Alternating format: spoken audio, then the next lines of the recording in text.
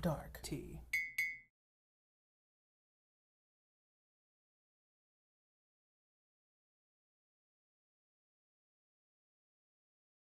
And have our own thing.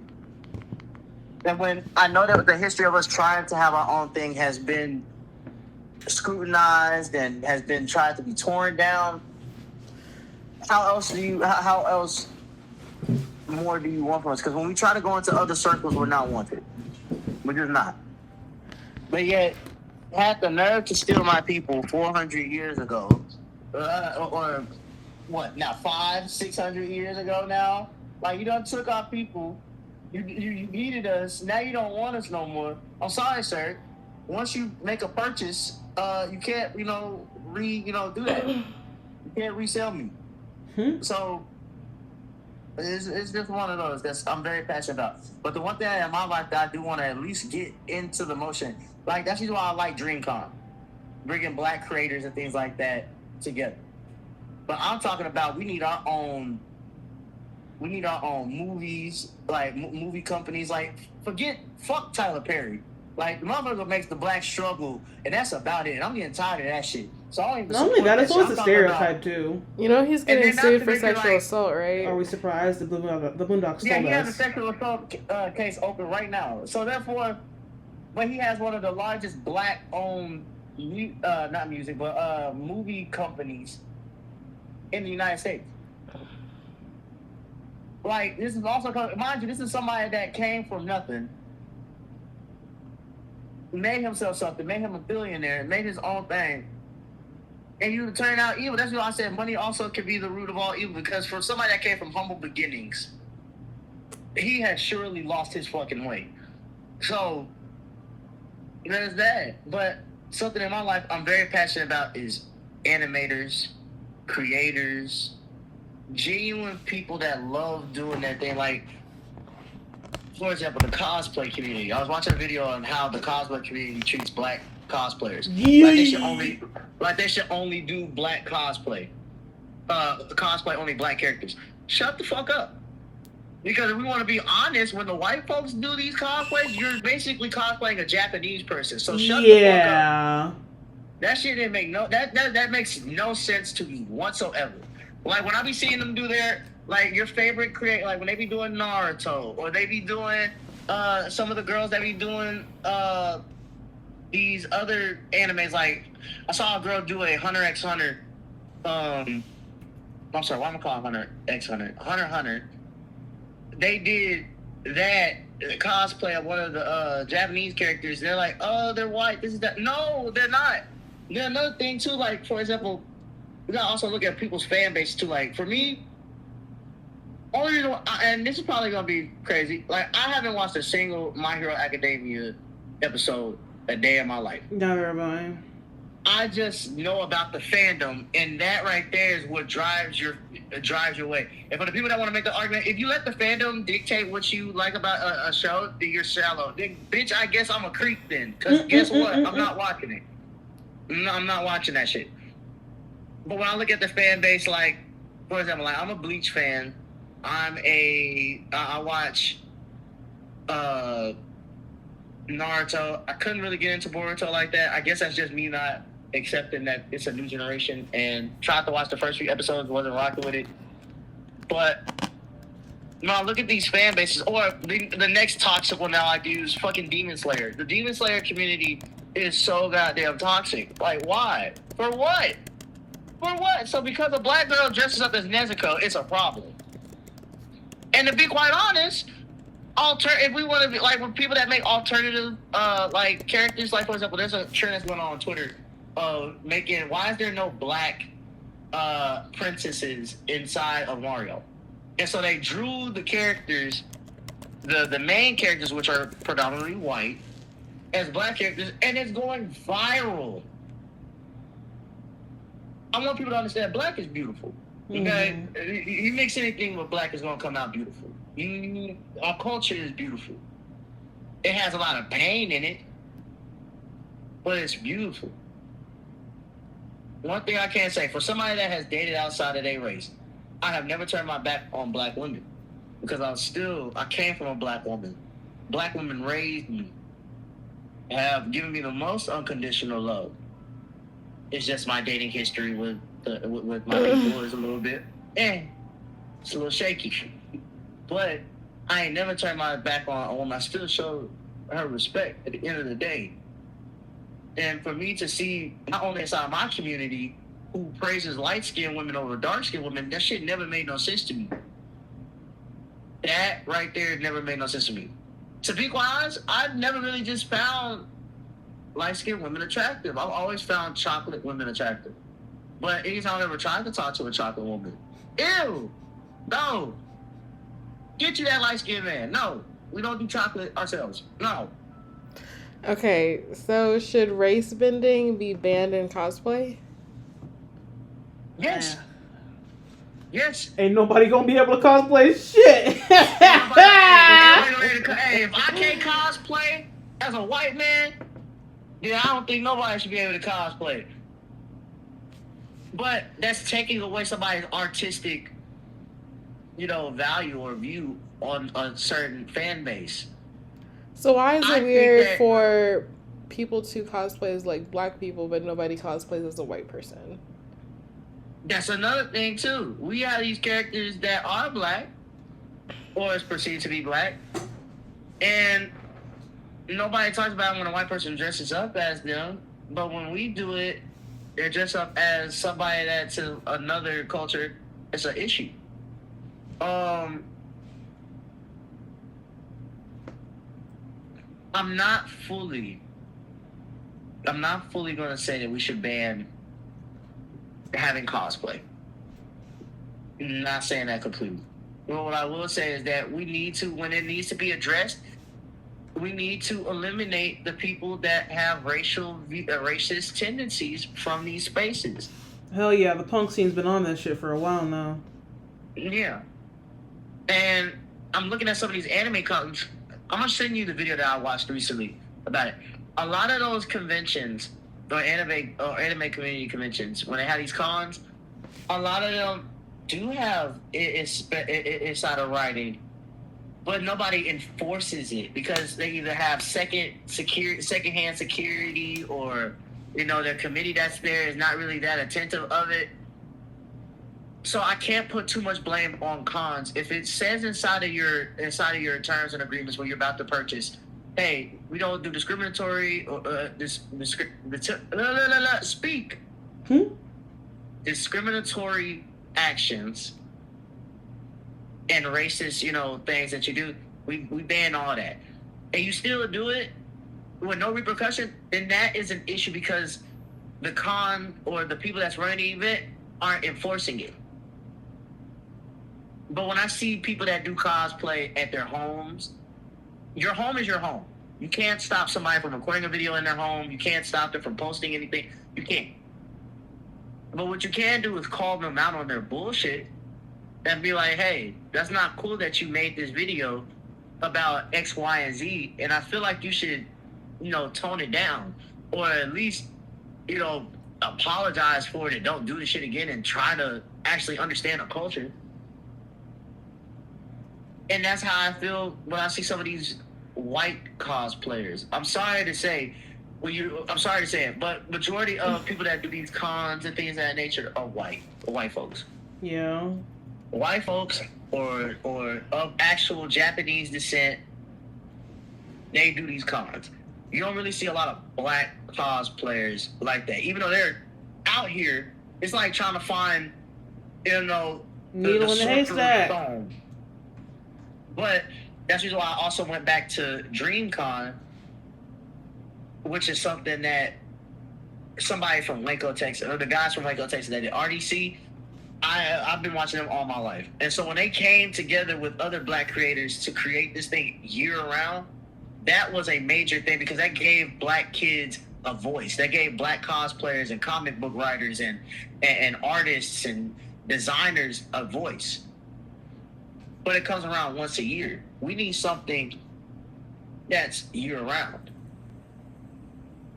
And so I've always advocated for people that make black comics. Because even inside of the main continuities like Marvel and DC and all these other big name companies, comic book companies, things like that. We do have black characters in these, but they're not as projected as Batman, Superman. Like, why the fuck do we have damn near 30 Batman movies? Why do we have damn near 40 Superman movies? Why we have about 15 Superwoman movies? Why we don't have a lot of, so like when Black Panther did come around at the end of the nation, that was the biggest thing to hit the scene because that was our culture being displayed. Mm-hmm. They remember that black people exist, so they want to have And everybody started like, oh, when I start seeing white kids wearing the Black Panther, you don't know exactly do you know the culture appropriation behind that? Right, and that was okay, but when we want to cosplay Superman, I win when you have to win. Technically, actually, and that's another thing too. Okay, like for people that go ahead. Is there unspoken colorism in the cosplay community? Absolutely, and it's already being spoke about from other cosplayers in the community of white other people that ain't racist that have said this. It's a known fact. It's a known fact. And do I feel like it needs to be addressed on a larger scale? Absolutely. But as my mom always how said, do black cosplayers get more visibility? By making our own shit. By making our own shit. And supporting one another and actually making it grow. So when these other communities see us, that they get envious of us. It's okay to be hated. And you can be hated inside of your own thing. Where y'all going? Is it crazy? Okay, just be careful. No, because you see, when black people get their own thing, and then they see that our shit's popping. Wait, I thought, aren't we all one people? Racism is bad, guys. Let me in. Let me in. No. and that's the attitude that we have to have. That's the attitude that we have to have is no.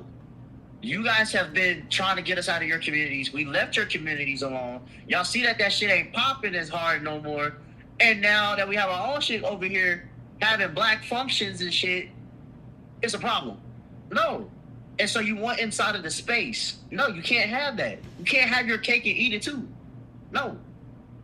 You can't say that you want us here and this is that and the third, but you still don't show us respect. I said on my story, I feel like people we've been letting people play in our faces way too long. We gotta become an isolated community within this community in America and do our own thing. When we're working hard for our US dollars, we should be putting our US dollars into good use and being able to build up our own communities.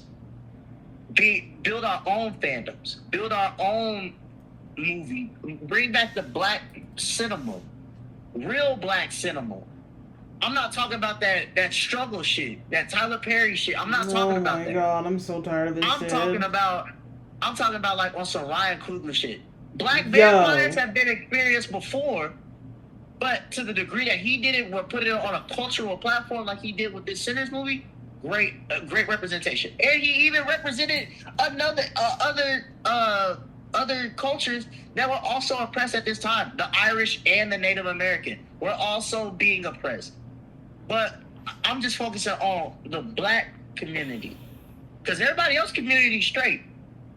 Everybody else, Native Americans, they get a check, they get reservations, they get government assistance for the rest of their life. Cool. The Jewish folk, I don't hate Jewish folk at all. Let me just go ahead and put that on. I don't want a fucking pipe bomb in my damn mailbox. The Jewish community is the most protected community in America. For the simple fact, they run majority of the businesses. They get government assistance because of the Holocaust. They get money. They get government assistance? You said what? They get government assistance? Yes, they get government assistance for being a Holocaust victim or a survivor. Or a descendant? Huh? A descendant as well?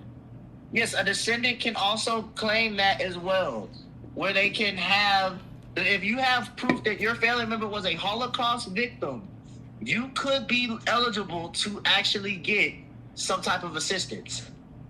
I didn't know that. You see what I mean? But when you do make the argument about reparations, I understand completely where you coming from. Like, that's kind of fucked up. You can give somebody that was oppressed in World War II their money, but when it came to black soldiers coming back home and being forced into the work unions, and not getting paid well, and this is that and the third, we don't talk about that. We don't talk about how we had to go back eventually to the cotton fields for a little bit during the Jim Crow era to make ends meet. We don't talk about that. We don't talk about how we've sacrificed our lives before this country was even a country, mind you, but we can't get reparations. So yes, I do understand your argument. I feel like from the time that we have started this country to now, we should have some type of pay. Some type of pay should be made, or some type of guarantee that there's going to be something down the line with this. Because the day so you feel like there should be reparations. You said what? You feel like there should be reparations. I've never disagreed with you about reparations. I said how you went about it was what I disagreed about. That's what I disagreed with you. But other than that, I do believe that we do need reparations for what we have, what is owed to us. Because I feel like to me, everybody else is getting their piece of the pie. Okay, what exactly about the reparations did you disagree? I disagree on the fact of us, like modern generation black folk. I don't think that we should really just touch that. It's our ancestors that are still alive that actually went through this shit. That should be getting their reparations. Like my grandmother was in the cotton field. Well, Phenomenon, do you feel like, as a descendant of a slave generation, that we should get reparations as descendants? Or Hell yeah. Why not? Oh, okay. So, can I hear your argument why you say that you deserve reparations? Because let me say this, and I don't want this to sound like harsh. Mm-hmm. Were you inside of the fields? Were you getting beat on? Were you getting raped? Were you getting molested? Like, were you getting embarrassed in front of your people? Did you get taken? No, I didn't experience none of that. Exactly. My grandmother did. Probably. Well, I don't know. I don't know if she's experienced anything crazy like that. But her mother was a sharecropper, so who fucking knows? Yeah. But as far as I'm concerned, why, if everybody else can get reparations except for black people, what's the explanation for that? If descendants of Jewish people can get reparations, then why can't black people? Not only that, but black people freaking put on the front lines of World War II, so that the white people who couldn't pay their way out of the draft didn't have to. Well, fuck you mean I can't have no reparations? Why? Give me a good reason why that isn't when you. Now, if you brought up 40 acres and a mule, I don't know what the fuck I'd do at 40 acres. I don't even. One sounds great, but I don't know. I feel like I'd be encroaching on Native American land and territory if that ever came to fruition, and that wouldn't sit right with my spirit, But in that case, okay, cool. How about money then? Give me money instead. No one's ever complained about money. Well, okay. Do you know how big 40 acres is? What the hell am I going to do with it? Okay, so just because you have as I was saying to you about this whole thing, just because you have land doesn't mean that it's actually, good land.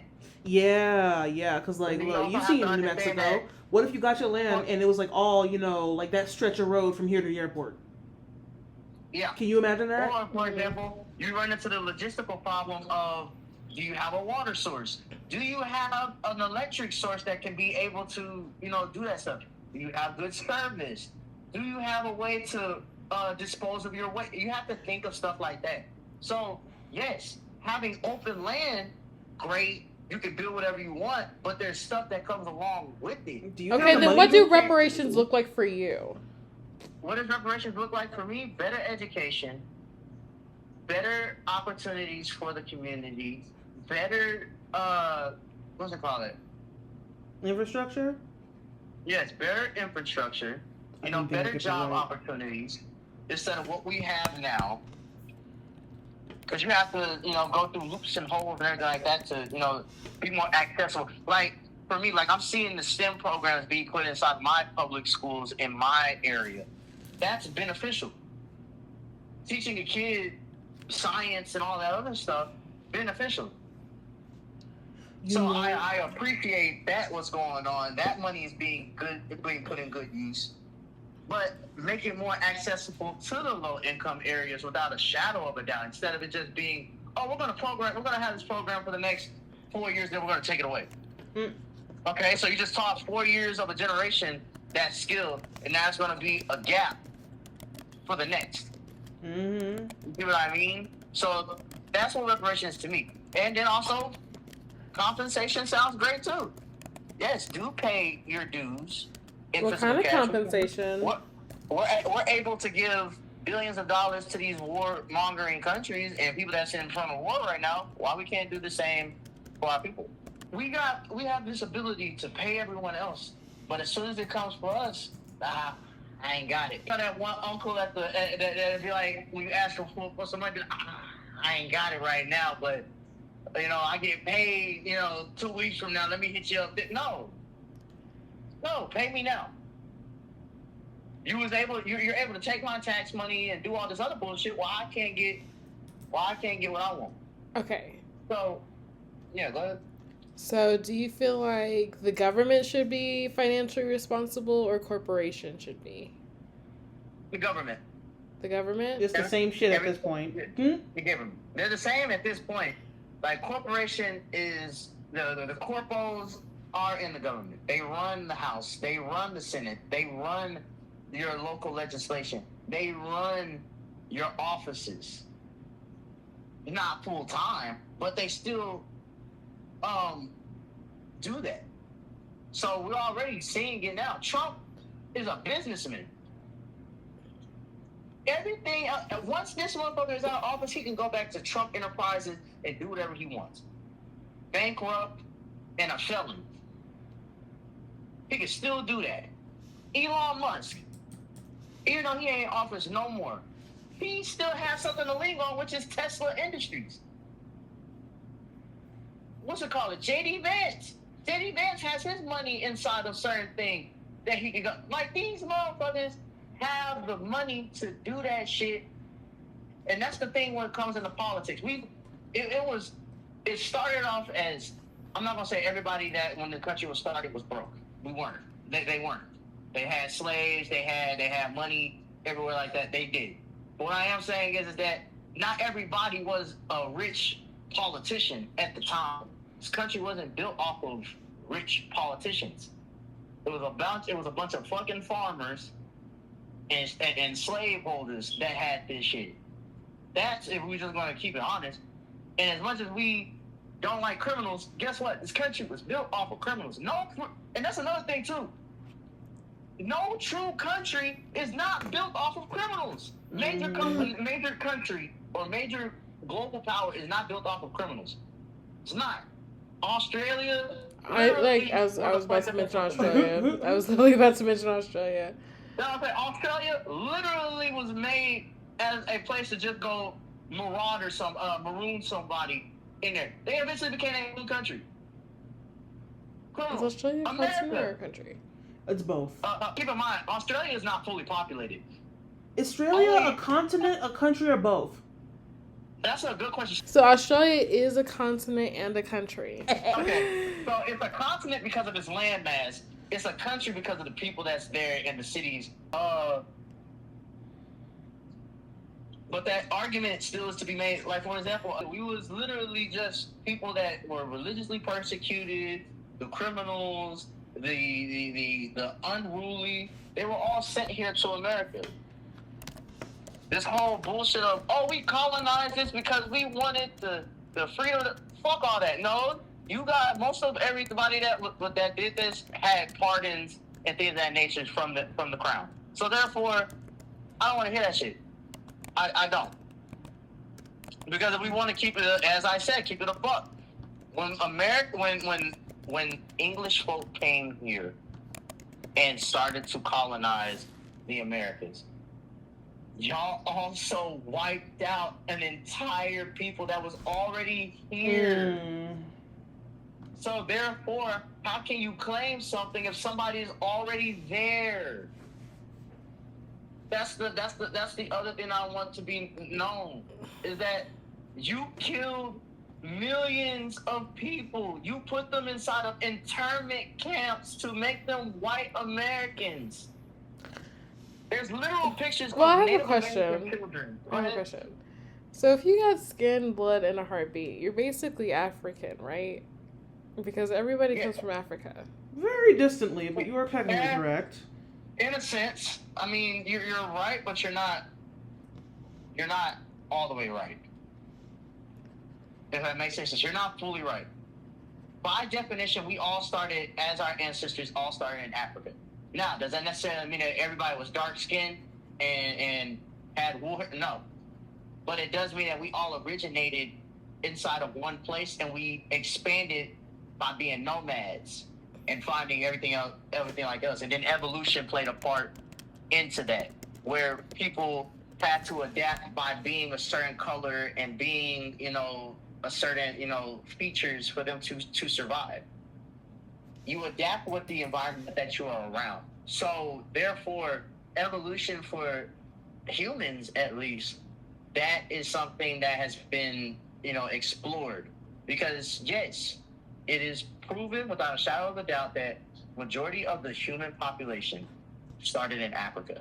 But eventually we all split it up and went into different regions and, things like that. That's why I said, like, when you're talking about this whole religious thing, you got to put it in religious context. You got to put it inside of geographical context. You got to put it inside of, a lot of those different broader sections in order for you to really just answer, what are we as humans? How did we first get here? Because if you're going by what the white folks say, we evolved from monkeys. Motherfucker, I did not evolve from a fucking monkey. We didn't evolve from monkeys. We share a common ancestor and branched off later. Exactly. So let them keep telling y'all, oh, we evolved from monkeys. No, do your actual research and find out exactly how we did this shit. Okay? It's not that hard. You ain't even got to go to college to look this shit up or be taught this shit. Just have basic common sense. Because when you look at a gorilla and you look at a human now, do we have some similar features and do certain emotions and things like that? To a degree. But they're not. If that was the case, monkeys would be able to talk. That's what Planet of the Apes literally explored, was like, what if monkeys evolved like humans? Because if they were behind, then they wouldn't exist anymore. We share a common ancestor with them, and we split off and became two different kinds of apes. And that's the thing that that's the thing that is undetermined inside of our history, is that who is that common ancestor that both monkeys and humans had? It couldn't have been a human and a monkey mating and made children. No, that's not possible. So therefore, because we really want to keep it, a scientist tried to use, some mad ass scientist tried to use that as a cop out to sleep with monkeys, and motherfucker caught AIDS. So therefore, no. Yeah. So that's how we know that shit's not real. Because if that was the case, AIDS, we would have been immune to it. HIV, we would have been immune to it. We're not. What we are immune to as human is hepatitis. Nuh-uh. We are not immune to hepatitis. We all have a hepatitis. What's it called? A hepatitis gene inside of us. Oh, really? Everybody is born with everybody's born with a hepatitis gene. That's what I knew. But other than that, it's not as severe. It only gets severe once you start doing crazy shit. That's the only thing.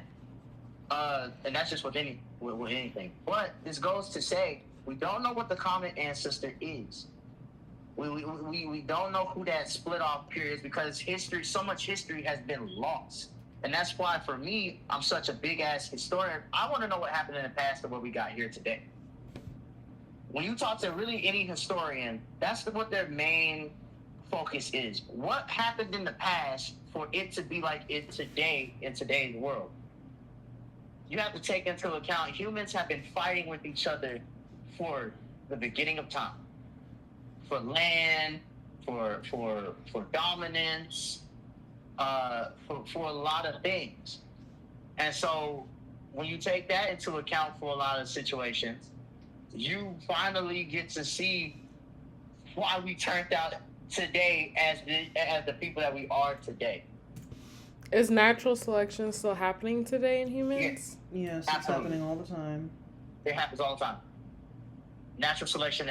I literally, if you go on my page, I have a couple videos of people doing shit that's like, you deserve to die. The Darwin Award. The Darwin Award goes to. The Darwin Award goes to man who points gun in his face to see if the gun is cleared. Man plays Russian roulette with a semi-automatic pistol. That's real. That's real natural selection right there. Like, who the fuck does that? When I saw that story in real life, I'm like, Ain't no way. Ain't no way you thought you was gonna survive, sir. It's called Russian roulette for a reason. You have to have something that spins. A semi-automatic doesn't spin. So, yeah, natural selection is really a thing, and it's really sad, honestly, because you have to look at it from an evolution standpoint as well.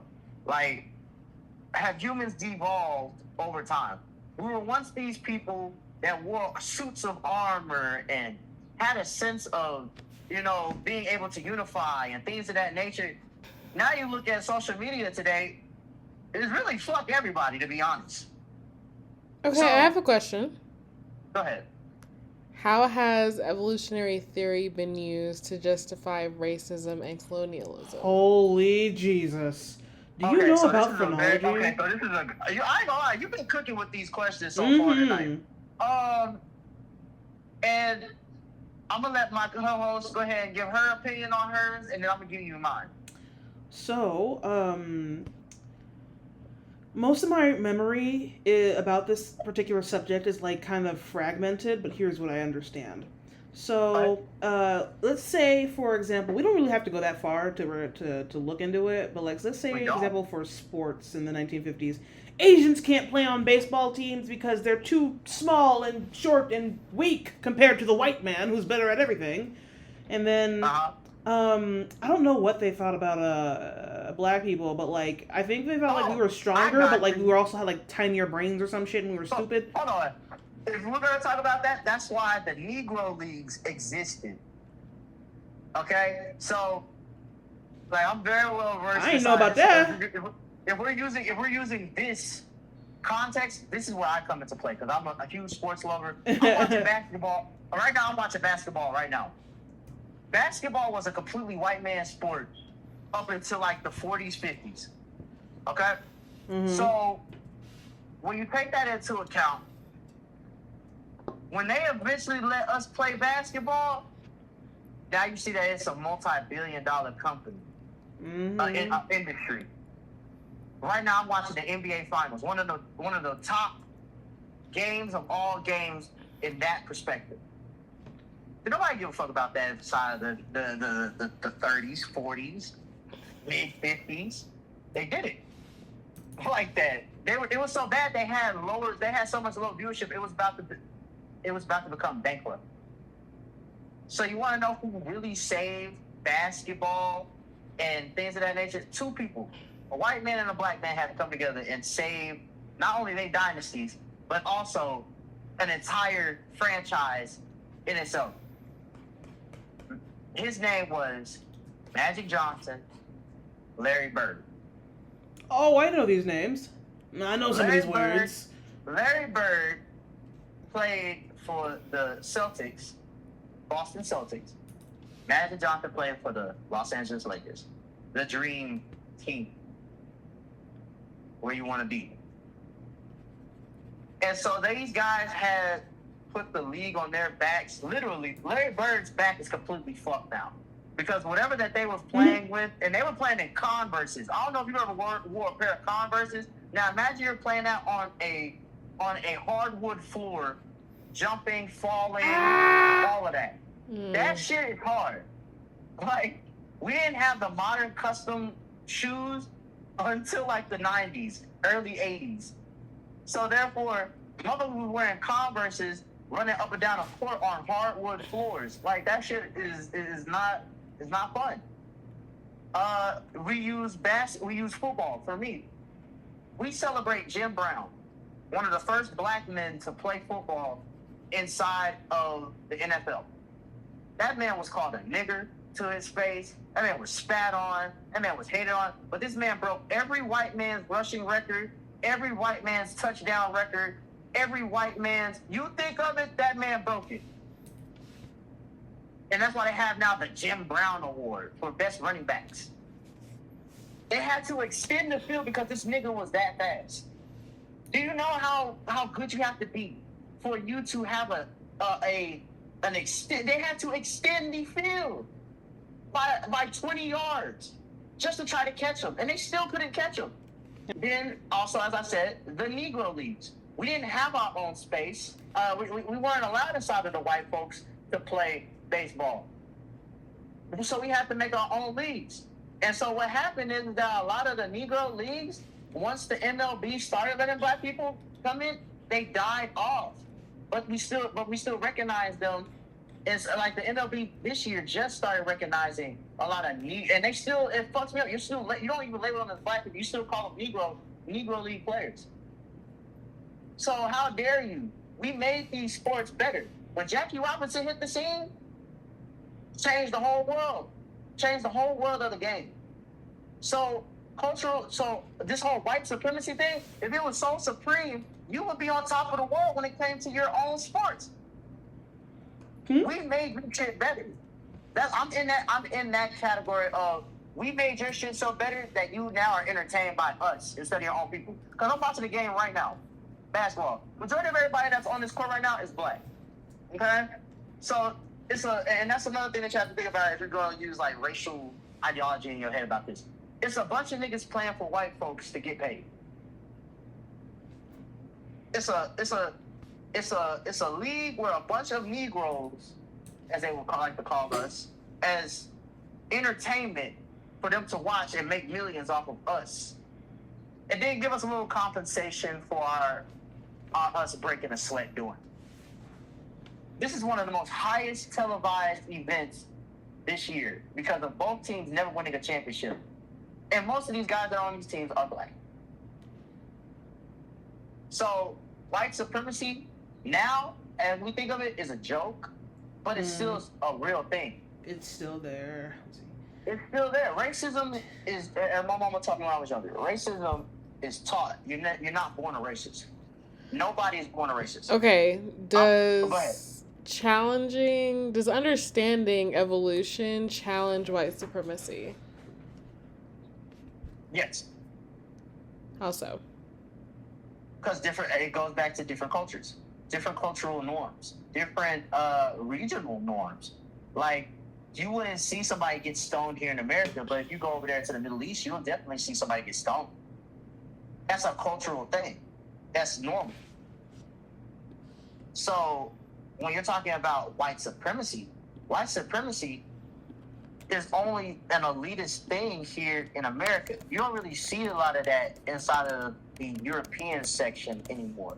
Yes, racism is all around the world, but I don't really hear too many cases of white Europeans being as racist anymore. Mind you, the first people to get rid of slavery and abolish it completely was the French.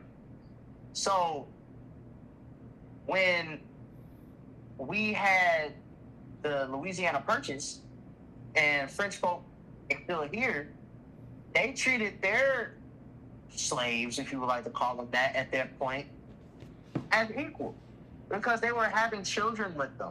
And so they didn't label their children as much as slaves. Now, granted, they were still calling their children mulattoes and shit like that, which is still fucked up. But at least those slave children have more rights than the average black American slave in America. So that's a cultural norm for them. When it got abolished on their end, they was like, all right, so we don't own black people no more. And then, interracial relationships and things like that happened. That was the thing. But take, for example, a slave inside of South Carolina or North Carolina, inside of the sugar fields and the cotton fields. Their perception is a little bit different. So, yes, white supremacy has played a major, major part inside of evolution. Because we can also use Nazism. The Nazis believed in the Aryan race, which, mind you, Hitler himself didn't even fit his own ideology. Yeah, he was Austrian. The motherfucker was Austrian. Aryan, and this whole Aryan bloodline shit. He wasn't blonde haired nor blue eyed. He was not he was not fair skinned. He was none of that. And majority of his people that were inside of his own camp weren't even the same thing that he was saying. So therefore, I say racism is stupid. Fascism is stupid. Communism is also stupid. But if we're talking about the evolution of people, you have to go by different geographics, you gotta go by different culture norms, and what is right and what is wrong on a world compass.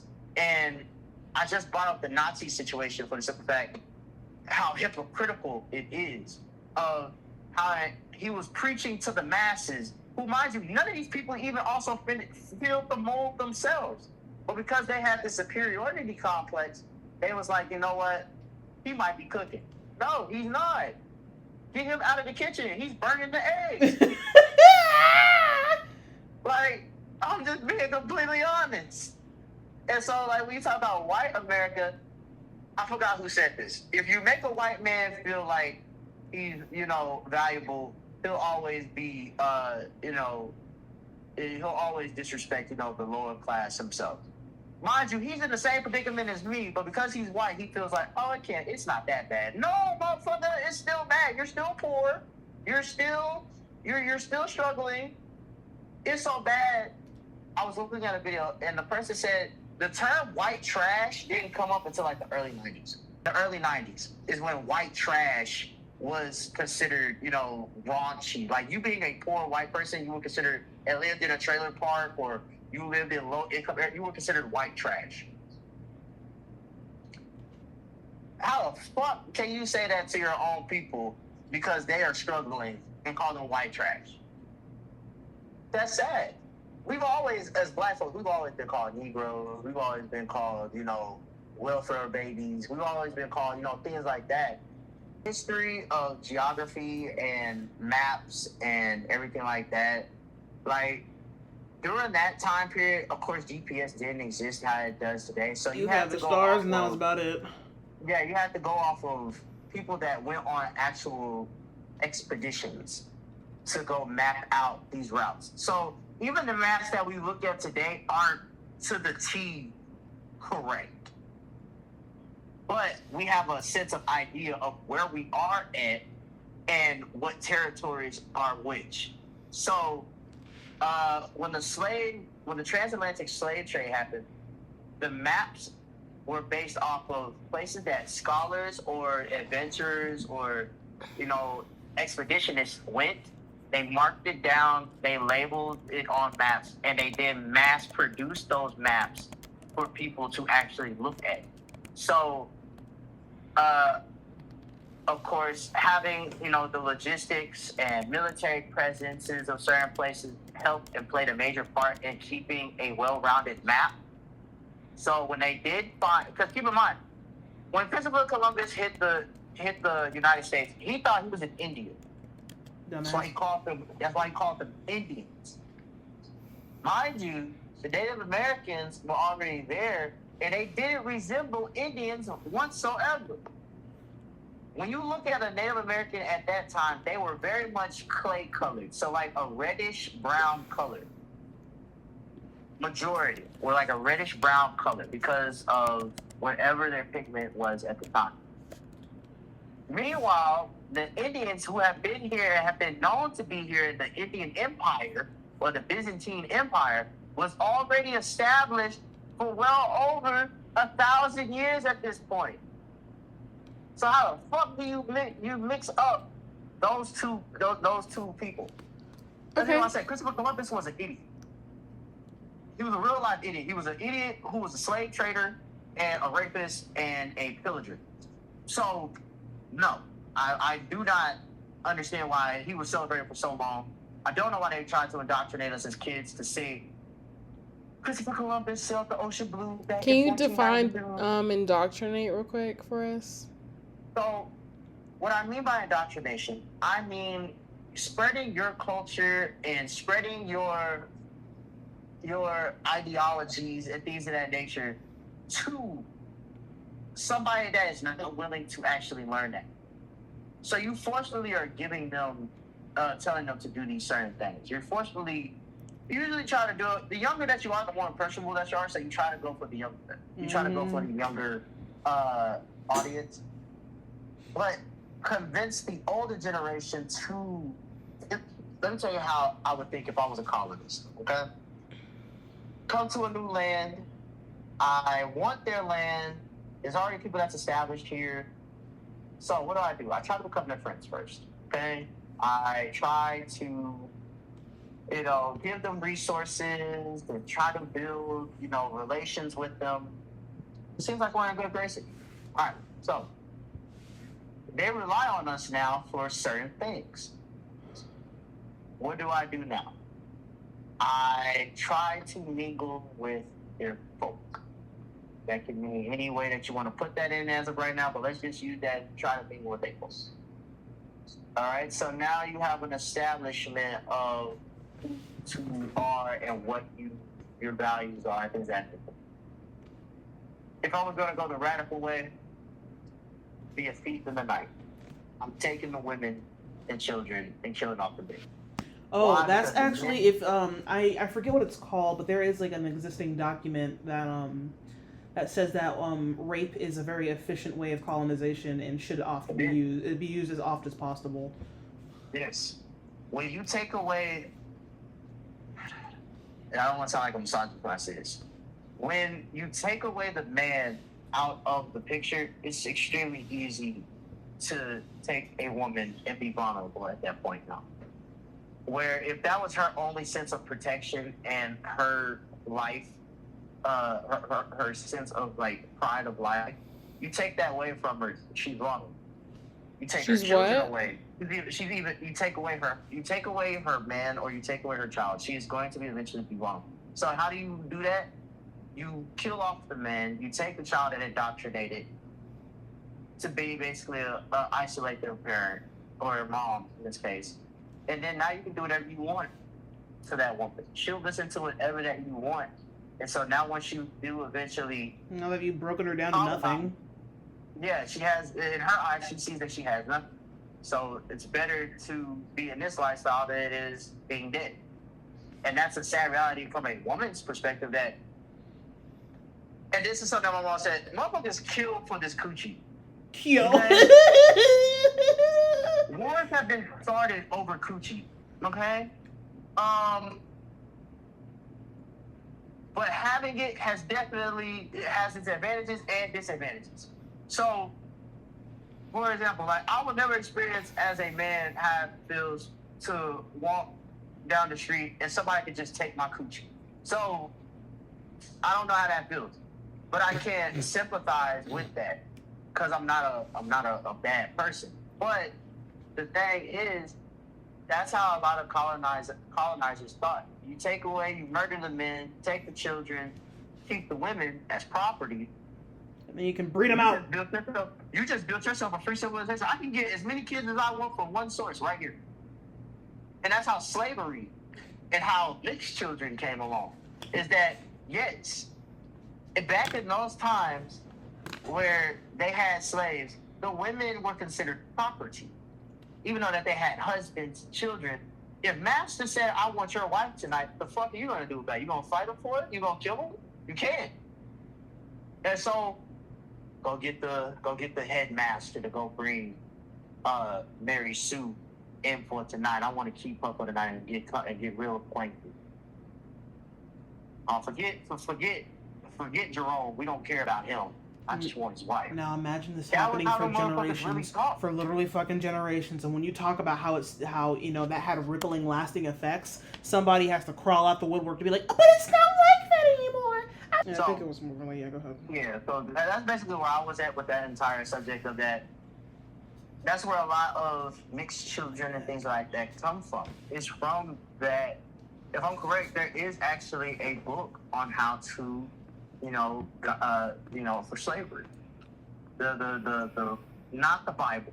We all know that. Mm-hmm. That's how they ruled, which was by fear. It was how to it's like how to manage a slave, how to, break a person. Basically, that's how I look at it. You're basically breaking a person's will to live, and for them to only be reliant on you and only you. And so, like, when I hear the stories of slave women, there were literal plantations for reproducing. That's all that I call them massive pimping plantations. Shit, where they only had exclusively women on the plantation. And they would have, white folk come over, choose their pick of the litter, and if that slave got pregnant, that was it. You just basically got a white man baby. And even for us, when we started to make it so normalized, like I forgot what movie I was watching. She was like this, you should be so happy that you're about to have a white man's baby. This is that and the third. Bitch, where? No. What the fuck would I be happy for? This is somebody that literally raped me. And took me for what for as meat. And mind you, white folks that did sleep with slaves were considered low class too. For the simple fact, black folks were looked at as low as livestock, animals. So you basically were sleeping with an animal, got an animal pregnant. You were looked at as weird too by your own people. What type of shit is that? So, and as much as we want to bash white men, white women were also getting black slaves as well. That's where the fetishization comes from. That's the history of fetishization with black men and white women.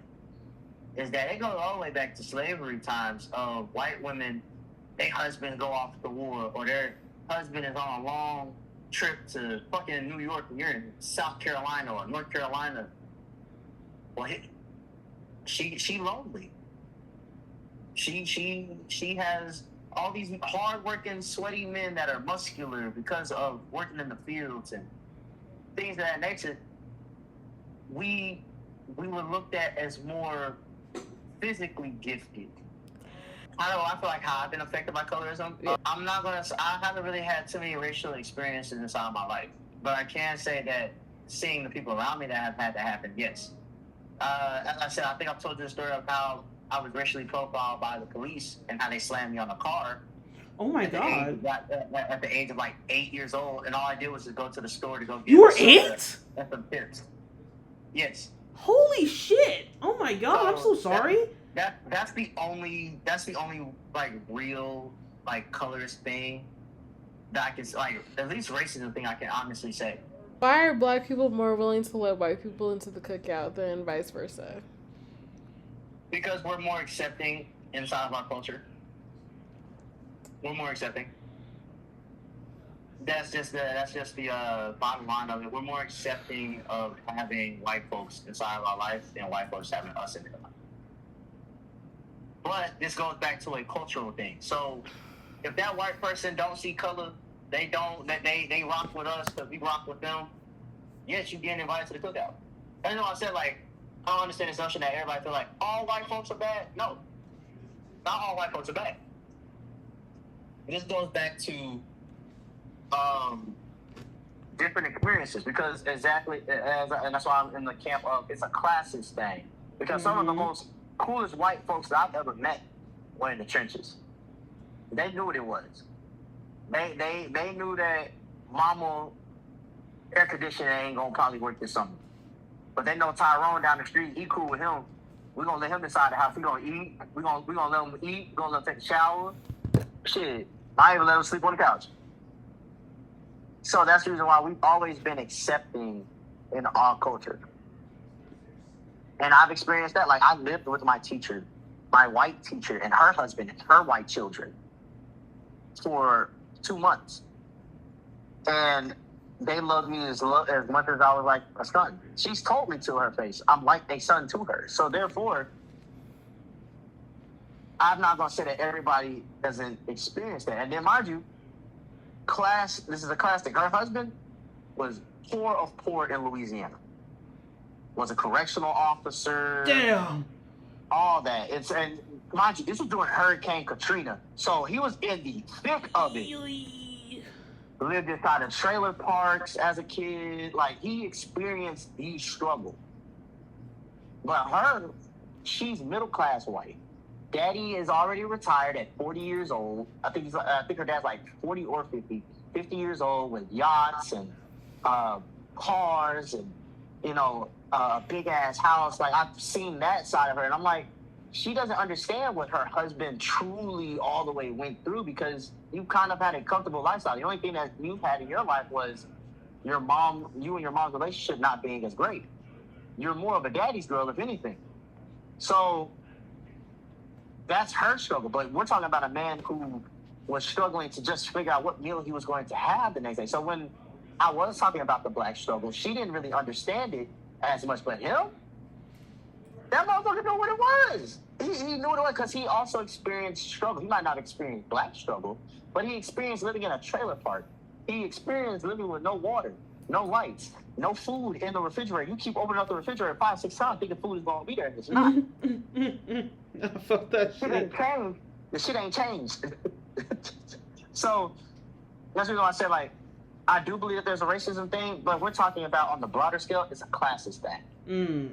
I agree with you on different struggles, different avenues. And that's just being completely honest, where I feel like that is something that needs to be addressed overall. Can you believe in evolution and God at the same time? Yes. All right. So when you're talking about evolution, you look at it from a scientific standpoint. We all started off as like mini microorganisms and all that other shit. Like, I kind of paid attention in college about the shit, but I was really like, I really wasn't. The shit was kind of boring. Like, I did not come to school to learn about geographical science. I did not. I did not want to learn about rocks and shit. Like, I already knew about biology. I do not want to hear that shit. But even my professor, he was like, religion, his name was, my geology, I forgot my professor's name. But he was like, science is a mix of politics, religion, and facts. So when you take that into account, he used it both biblical stories and what we know as fact inside of his lessons. And that's what made it so intriguing, because a lot of the kids inside my class were religious. And so when the story comes up of how man was made, so in the Bible it states that man was made out of dirt and clay, and God breathed life into us. Okay, so that's from a biblical standpoint. Now, does that actually mean, no, we were formed from the dirt? No. But if you look at it from a scientific point of view, we were made from many microorganisms that made up a gene or a form of DNA that made humans. So when you put that in that perspective, that's fact. When you put it inside a biblical standpoint, that is, I'm not going to say historical, but that gives you some type of insight of what life was and how people interpreted life at the time. So, yes, I do believe evolution and religion go hand in hand, and to a degree. To a degree. Because some things are just facts, others are pure fiction. And so you got to be able to separate the two from each other. Okay. Why do some religious groups reject evolution even when the science is so strong? Short answer, because they're idiots. Long answer, basically different cultural norms and different cultural backgrounds and what their belief system is. If it goes against their belief system or ideology, they're not going to fuck with it. However, when you're talking about it from from their standpoint, it's, because my God is the only true God and he created everything and this is that and the third. Well, let's go ahead and put it also into perspective on some other stuff, sir. Maybe he hit it. When you put it inside that perspective, for sure, it can definitely be a twister. So, what about my co-host? What do we got? Oh, you're in. So, as I understand it, science is our secular understanding of the world and how it functions. No matter what denomination or religious belief I belong to, I cannot believe myself a pair of wings and fly off into the sunset. As nice as that would be, it's just it doesn't make sense. It doesn't make sense. But I feel like there's going to be a lot of clashing because, say for example, if the holy text, the Bible says that the first man was created when God made him from like clay, that's an obvious clash. That's a very obvious clash from microorganisms who got bigger and bigger until they saw some land and was like, ooh, let's see what's on there. Let's see what I can eat from over here. And quite honestly, fuck that fish. Yo, fuck that fish. Fuck that fish. You should have stayed inside the water, man. I'm saying, now I gotta pay taxes and shit. Fuck you. Fuck that fish. Anyway, I'm glad we agree on that. But yeah. But yeah, it doesn't surprise me. Are we living in just a giant fishbowl right now? Shit, if I know, we wouldn't know if we were.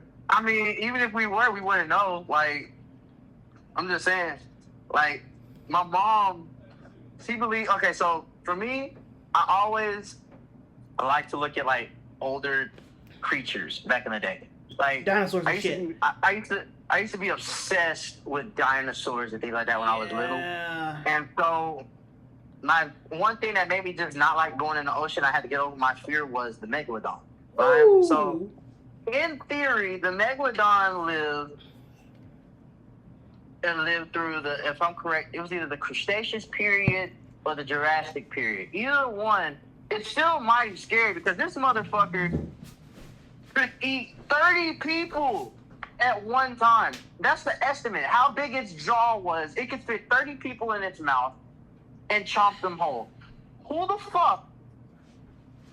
the fuck does this thing exist? So you look at other creatures like the Kraken.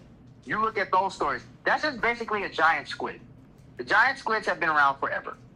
But it still would be considered a dinosaur in a sense.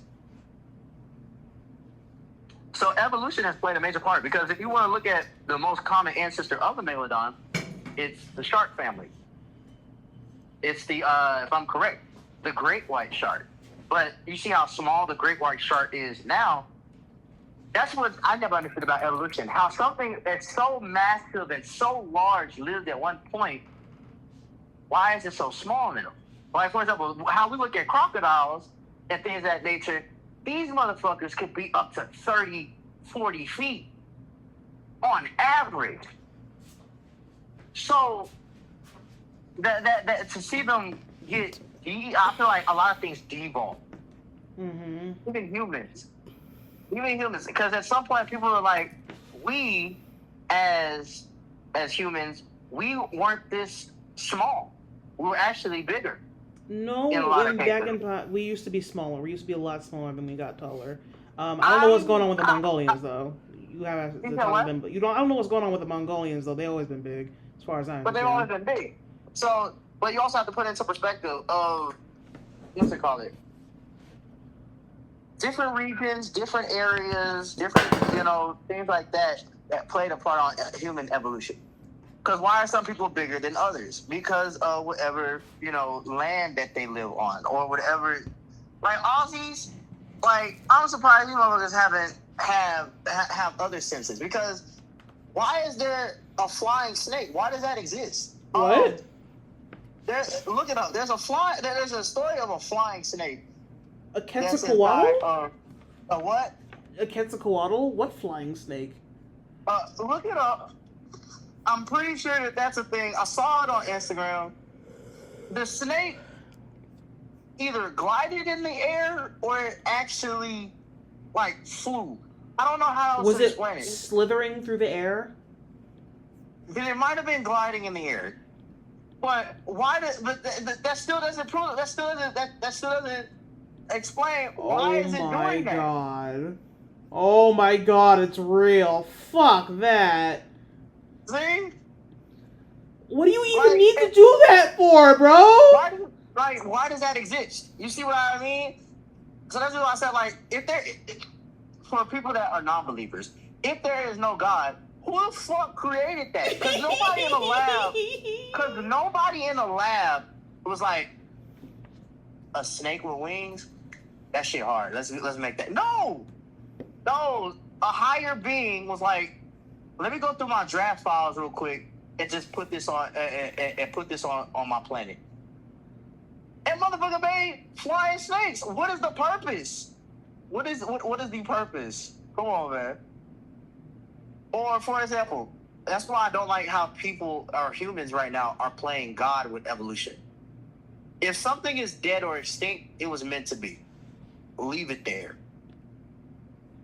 So I don't know why we are trying to play real life Jurassic Park right now with fucking mammoths and saber-toothed tigers. Yeah, whoever's on that shit, give me your license. No. Because we have so many movies telling us why we shouldn't do this. Why are you doing this? And that's the thing. Movies play a major part in why people's imaginations and things like that go. Like, for example, I'm a huge Star Wars lover.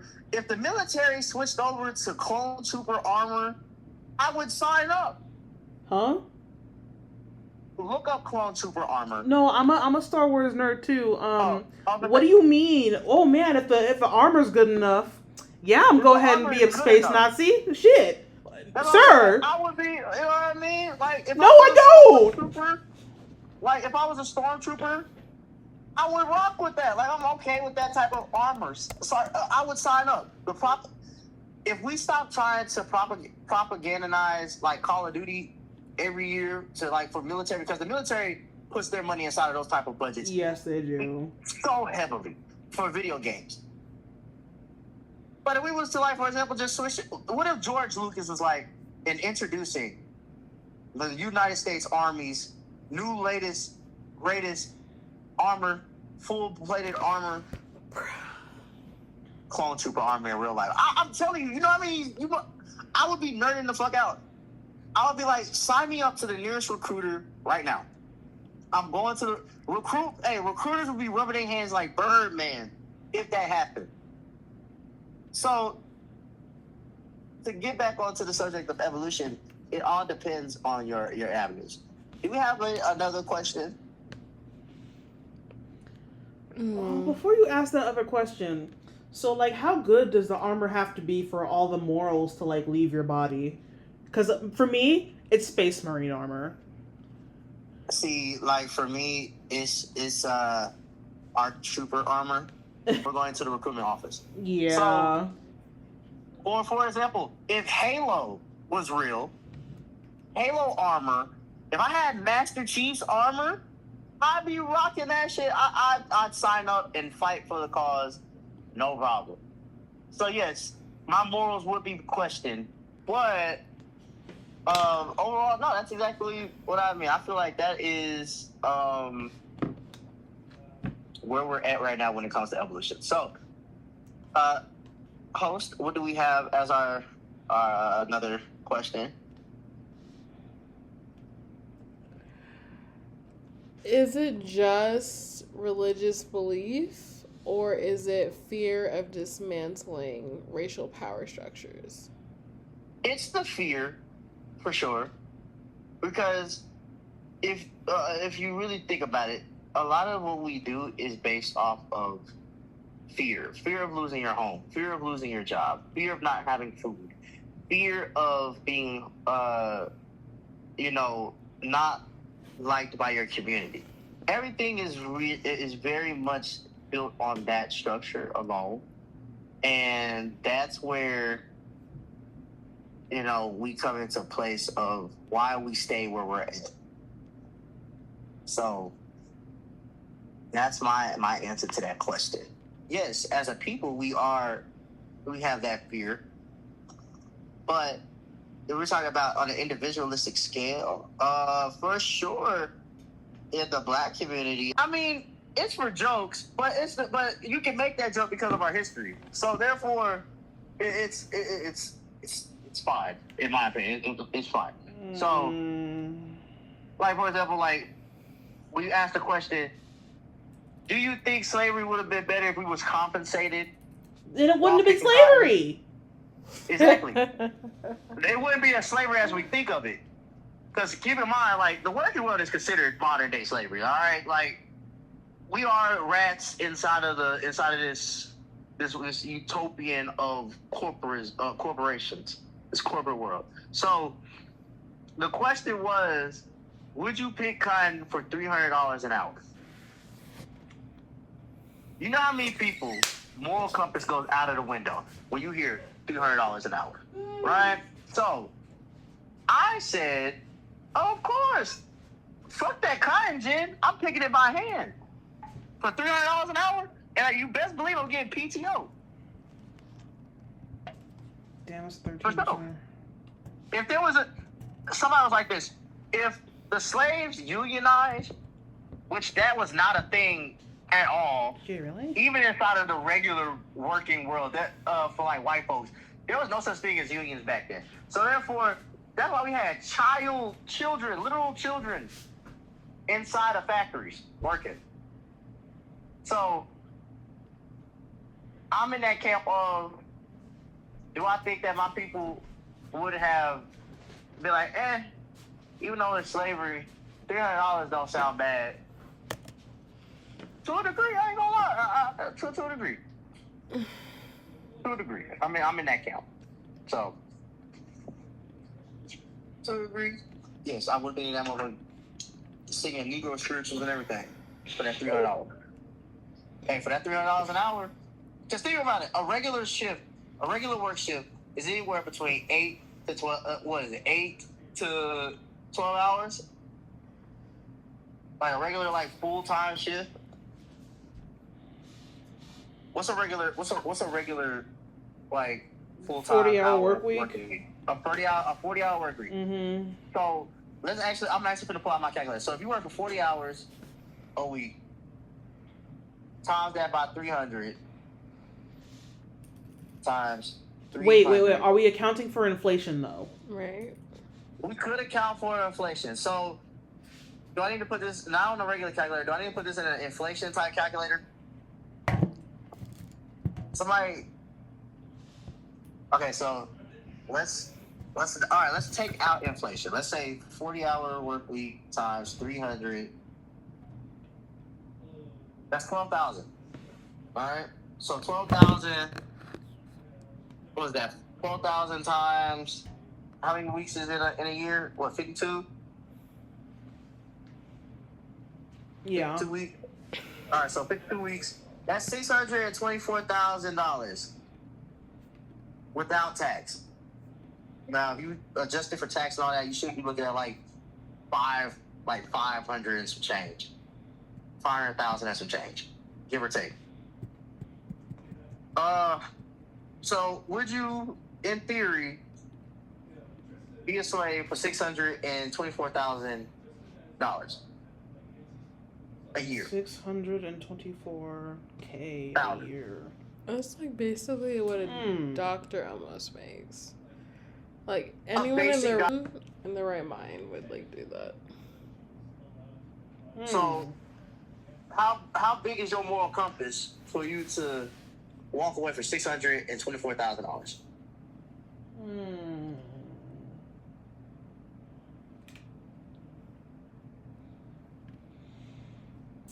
Oh, I mean, if I can get a pair of gloves too, because cotton will cut you.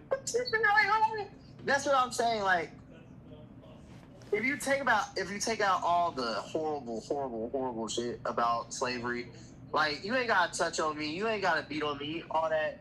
If you would have told us, hey, we're giving to build but this imagine country. it's like $300 worth of work, but you're like doing it for free. Exactly. That's what I'm saying. Like, if we had like a different structure. Like for example, there's indentured. How they call white slaves, because that's exactly what they were. White slaves. They called it indentured servitude. You were under contract, and you had to fulfill that contract underneath whoever that you were. Now you have a little bit more rights because you were, of course, of white man descent, but you still felt the same things as slaves did. Meaning, you might not be getting beat on, but you were still getting belittled because look at you. You're a white man in the fields. How low of you? You don't own no slaves. You don't got no motion. Sir, what are you doing with your life? No bitches. You get no bitches. So therefore, look at you. You're worthless. I'm sorry. Don't use bitches. You have no harlots. You have no dames. You have no wenches. wenches. No land. No wenches. No So horse. therefore- No carriage. No gold. No, none of those. So therefore, what are you? So that's another reason why also when it came to interracial relationships too, a lot of people that were in the struggle, whites that were in the struggle and working in the field, they start to find a different type of appreciation for the culture, different type of appreciation for the love of black women. That's why there's the joke now of, when a white man gets with a black woman here in America, they feel like they're on top of the world. And they don't never go back to white women. It's literally once you go black, you never can go back. It's one of those. But Okay. that's also a fetishization.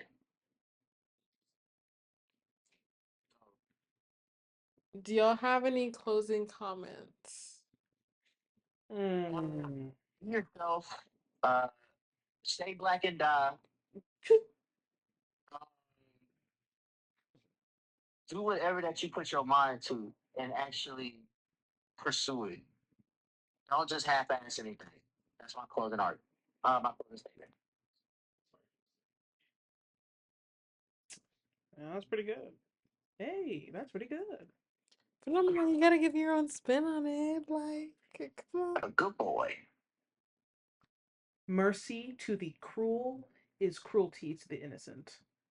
You cannot give kindness to people who have zero intention of doling that out. Obviously, nobody's perfect, and that's fine, but evil people don't get to hide behind that.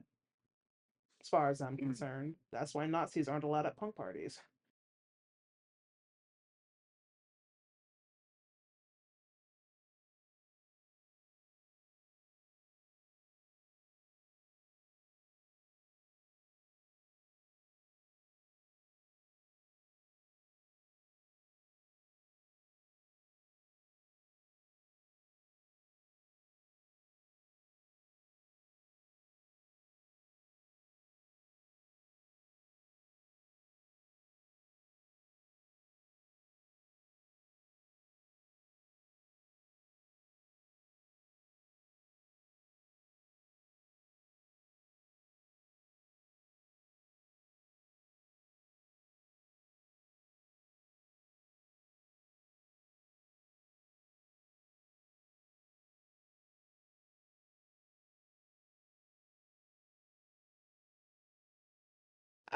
Please follow at Dark Tea Official on Instagram as well as YouTube. Here, like and subscribe, and yeah.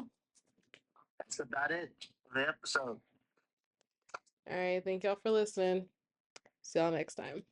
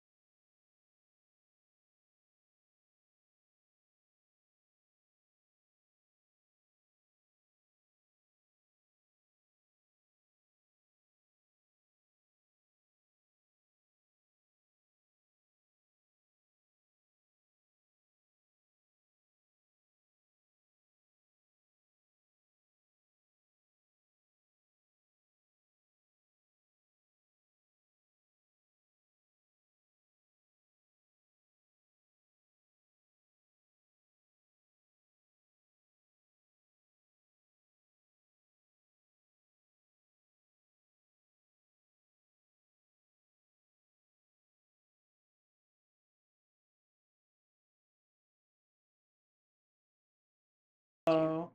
But yeah, that's our closing statements. If you guys really did like this episode, uh, Like and please subscribe. do, like and subscribe. That's a good one. We talk about various topics on here. So, would our hosts like to promote their new product that they might be dropping? So, Yes, please purchase sex beds. It's something to help keep you spiced in and out the bedroom. So yeah. so shout out to all you freaks out there. We got a product for you that you might be interested in.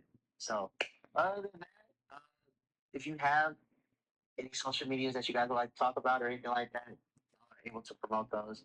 Uh, for me, if you're looking for me, mine's is Double Dogs Entertainment 2.0 on Instagram. I do have a YouTube channel, but I don't really post as much on there. But that's where you can find me. Of course, also TikTok is a place to same thing, same handle. For you guys might want to promote y'all stuff or no?